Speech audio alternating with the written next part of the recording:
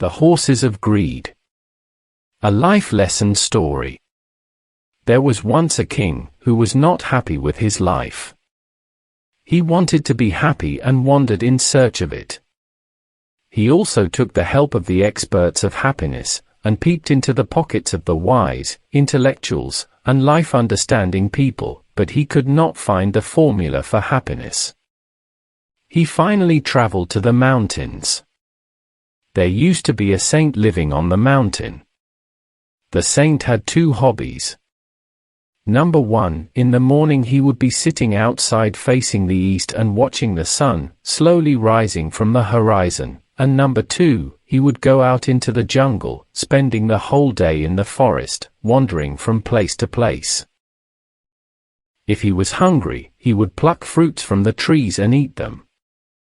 And when he felt thirsty, he would drink the water of rivers, springs, and waterfalls. The saint had a cottage to live in and used to come to the hut at night.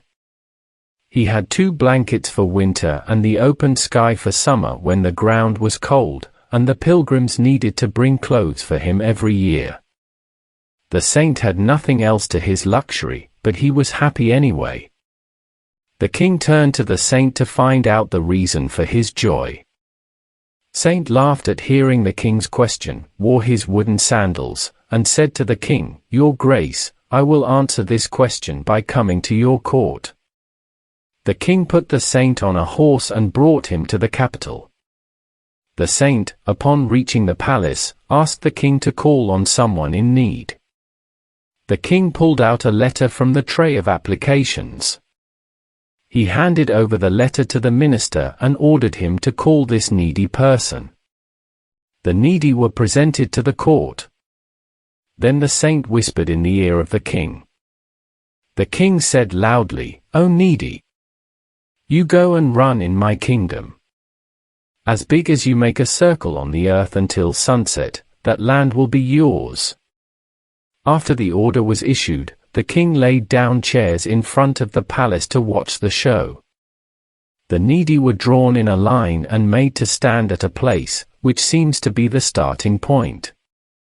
The king shook his handkerchief and the needy started running. The needy made a map in his mind and divided the time into 2 parts. The journey ahead from morning to noon and then turning back from noon to dusk. In this way, the needy thought he would cover a large area of land.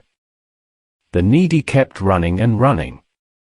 At noon, he covered 400 acres of land. According to the formula, the needy had to start the return journey, but he fell prey to greed. He thought if he increased his speed, he'd cover 100 acres more by afternoon. And then we will run back at that same speed and will reach the end point. Here, let me tell you the weaknesses of human nature. Man is greedy, and greed has 24 flaws, but the biggest flaw is related to the human mind.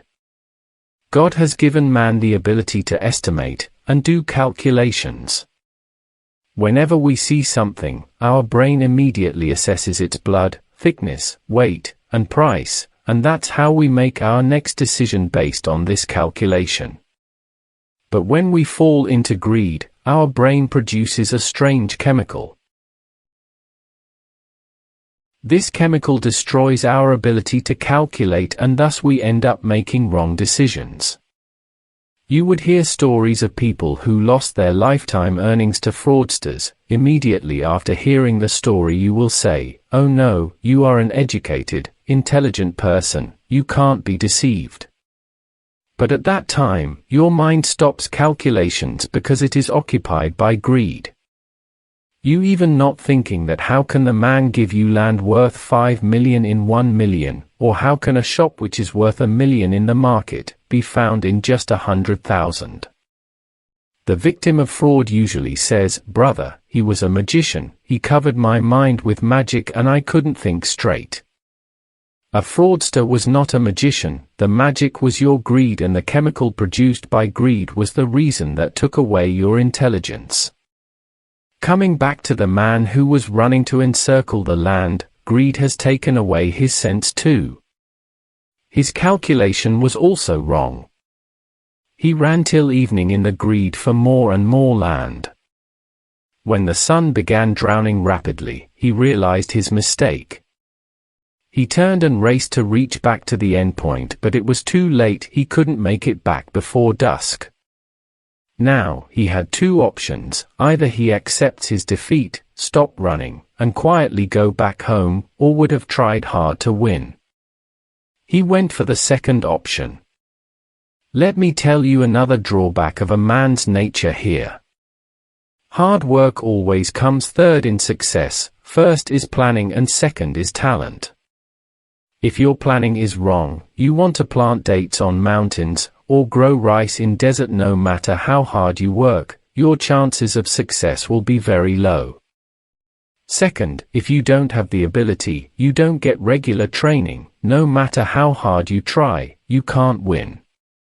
This land seeker was also lacking both planning and ability, so he made the second decision wrong too. He made a head-breaking attempt and increased his speed. He was badly exhausted, but he was still running mad. He kept increasing his speed, trying to reach on time, till his lungs exploded, and his mouth and nose were bleeding, but he kept running though. Eventually, he got to the king, but after reaching the endpoint, he had a long hiccup, fell to the ground, agitated, and passed away. He had won the land but lost his life. The saint got up from his seat, came to the man who was lying on the ground, closed his open eyes with his hands, called the king closer, showed the dead body of this unfortunate man, and said, "Your Grace, the merchants of greed can never be happy. This man was living a better life than me. I have a pair of clothes, wooden shoes, 2 blankets, and a bowl. I live on the mountain and I eat fruits and drink river water, but I'm happy. Why? Because I'm not greedy. You should check the assets of this man and compare them to mine. This man will surely be 1,000 times better than me. He will have a house, a wife and children, clothes, food, and money. But still, he is lying on the ground dead. Why? Because he couldn't control the greedy man inside him. It kept him mad for chasing his desires. He would always be requesting someone, and sometimes send you applications for help. His luck opened his lottery and you allowed him to take a piece of land for himself. He ran, but his greed also ran along with him. If he was sensible, he would have been accepting the covered land in the middle, and he would have stopped. He would have been satisfied with what he got. He would have been grateful and started enjoying life. If he had done this, the blessing would have been enough for him, but he did not get off the horse of greed and kept running until greed took his life. The saint took a deep breath and said, "May the king live long." Greed and happiness are two opposite roads. You can't walk on both at the same time. If you want to be happy, you have to leave the greed. Happiness will automatically settle in your home, but if you sit on the horse of greed and keep running around in search of happiness, you will also end up like this person. You will also become an example for people. The king's eyes were filled with tears. He said in a gloomy tone, "Sir, a kingdom is a swamp of greed. How can you protect yourself from greed when you are a king?" The saint smiled and said, "The increase in authority is the greed of kings and the kings, who seek to gain more and more authority on earth. Do not force people to wait for your every decision. Start distributing responsibilities instead of keeping them to yourself, and I am sure that you will find happiness."